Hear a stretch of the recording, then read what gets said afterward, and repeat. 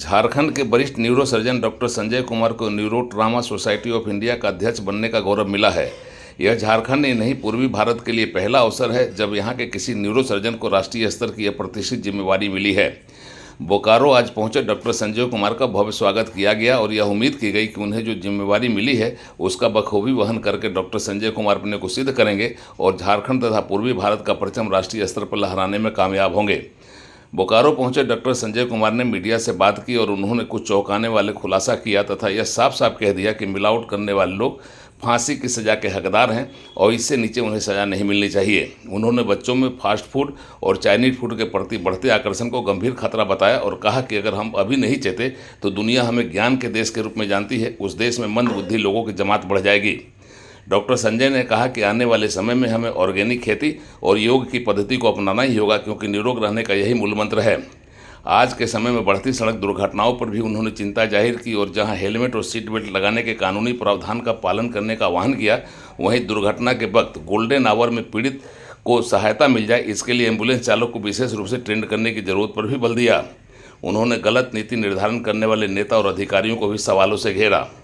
कोई डॉक्टर अगर कोई काम करता है, नेग्लिजेंस हो जाती है तो उसके प्रति ये और वो और बहुत सारी दंडात्मक कार्रवाई हो जाती है। ये लापरवाही सिर्फ डॉक्टर के स्तर पे होती है और डॉक्टर अगर लापरवाह हुआ तो एक व्यक्ति की जान जाती है, लेकिन उन व्यक्तियों की लापरवाही के बारे में क्या कहना जो कि एक कलम से गलत नीति निर्धारण करते पूरी समाज मर जाती है, चाहे ब्यूरोक्रेट हो चाहे वो पॉलिटिशियन हो।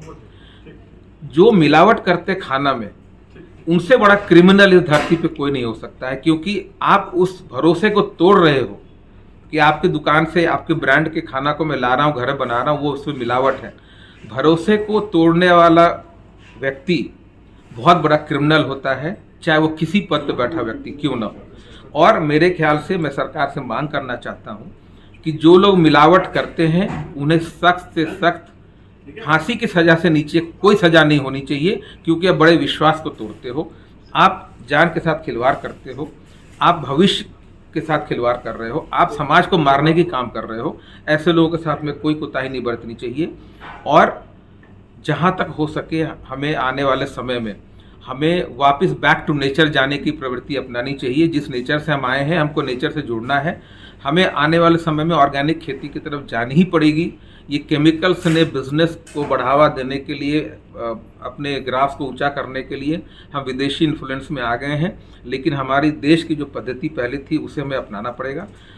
आने वाले छोटे छोटे बच्चे हैं, बिना मोबाइल देखे खाना नहीं खाते, बिना कुछ पाउडर के दूध पिए हुए, या फिर वो चाइनीज़ खाना, जब तक वो चाइनीज़ खाना नहीं है वो जहर के रूप में परोसी जा रही है। ऐसी चीज़, चटकदार चीज़, आने वाले 30-40 साल के बाद जिस पूरे विश्व में हमारे इलाके के लोग सबसे इंटेलिजेंट कहलाए जाते थे, गैंजेटिक बेल्ट के लोग, वो मंद बुद्धि में कन्वर्ट हो जाएंगे। ये भी बहुत बड़ी साजिश है।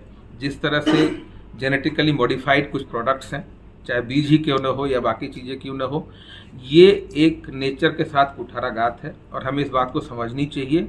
और शायद हमारा देश जो अध्यात्म पे निर्भर करता है, अगर हम नहीं समझेंगे तो कोई नहीं समझेगा। We have to go back to organic. और हमें जो बाकी जो शिक्षा पद्धति में जो चीज़ें जो डाली जा रही है विदेशी इन्फ्लुएंस, उसे भी हमें हटानी पड़ेगी। सो मानसिक स्वास्थ्य के साथ साथ हमारी जो बॉडी की स्वास्थ्य है, गोइंग बैक टू योगा। आज पूरे वर्ल्ड ने योगा अपनाया।